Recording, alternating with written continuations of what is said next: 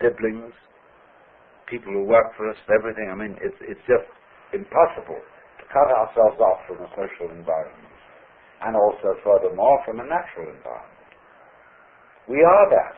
There's no clear way of drawing the boundary between this organism and everything that surrounds it.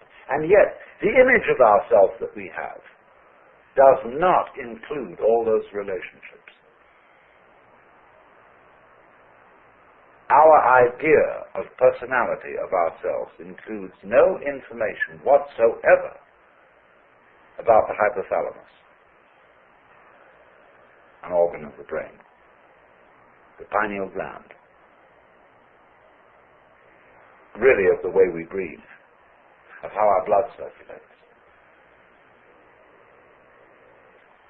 of how we manage to form a sentence, how we manage to be conscious, how you open and close your hand.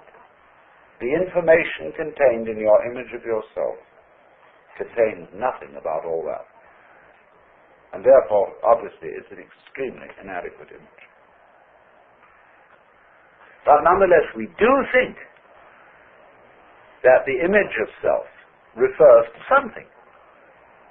Because we have the impression, very strongly indeed, that I exist.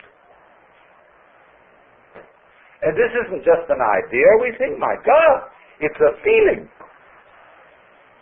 It's really substantially there in the middle of us. And what is it? What do you actually sense? Like, when you're sitting on the floor and you feel the floor is there and it's real and hard. Okay, what are you sitting on the floor? What do you have the sensation of? That's you here. When you're not hitting yourself. What is it?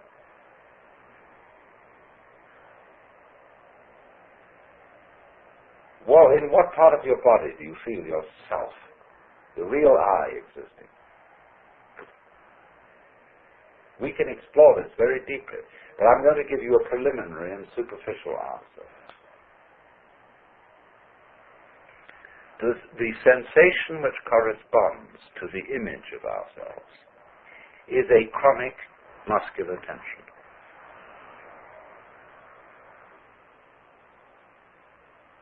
Which has absolutely no useful function whatsoever.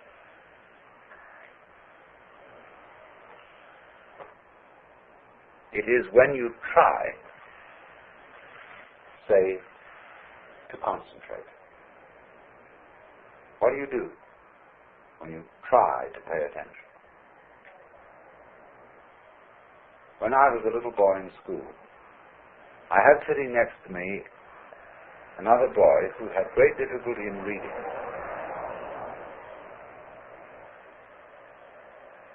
And as he worked over the textbook with its perfectly piffling information, he groaned and grunted to try to read, to get out the sounds, as if he were heaving enormous weights with his muscles.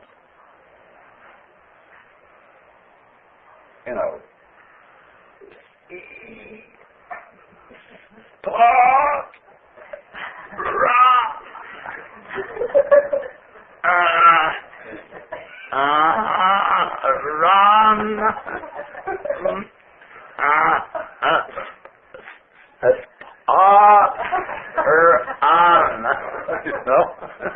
It was enormous weights he was heaving. And, the teacher was vaguely impressed that he was trying.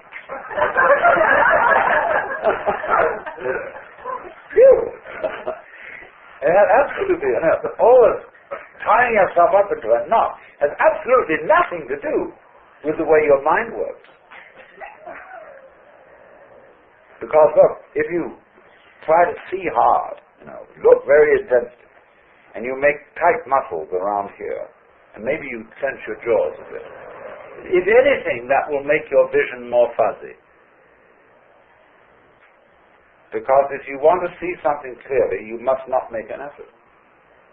You must simply trust your eyes and your nervous system to do their thing. So you just look like that. I was writing the other night and I completely forgot somebody's name. But I knew that eventually my memory would produce it. And I just sat for a while and said to my memory, "You know very well who this person is. Please give me the answer." And so, boing, there it was.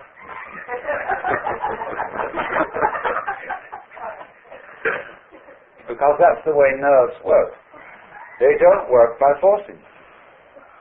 And yet we've all been brought up to try to force our nervous activity, our concentration, our memory,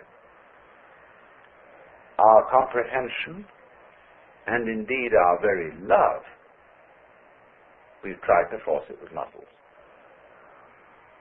Men will understand me if I say, you cannot force by muscular effort yourself to have an erection. Women will understand me if I say, you cannot force yourself with muscles to have an orgasm. It has to happen. And you must trust it to happen. And there is absolutely nothing you can do about it by using your muscles. Nothing, nothing, nothing. So, in precisely the same way. Well, let's complete the picture. So, therefore, the notion that we have of ourselves, of ego, is a compound of an image of ourselves which does not fit the facts, and a sensation of muscular straining which is futile. So that what you conceive to be yourself is the marriage of an illusion and a futility.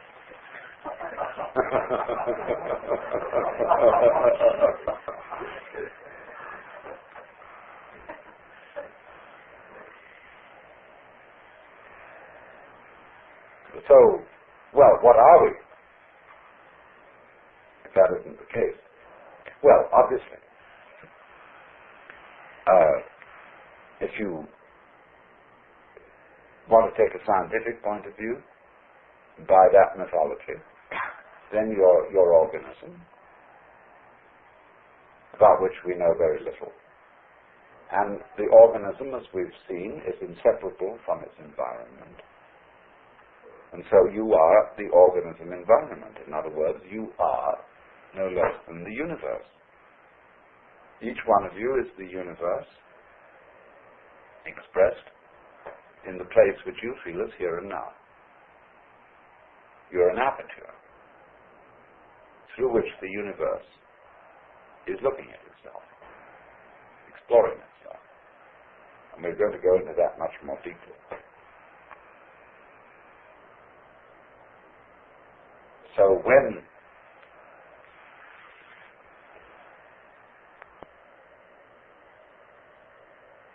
you feel that you are a lonely,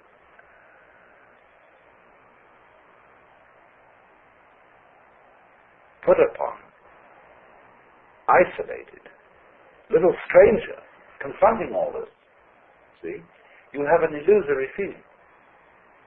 Because the truth is the reverse. You are. The whole works that there is, that always was and always has been, always will be. Only, just as my whole body has a little nerve end here,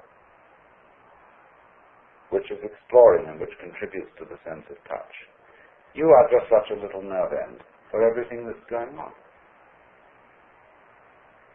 Just as the eyes serve the whole body and help it to find its way around, so you are, as it were, serving the whole universe. You're a cell in it. And it's exploring itself. So that you as a function, you are a function of all that. And therefore, if this is so, it just doesn't fit these facts do not fit the way we feel.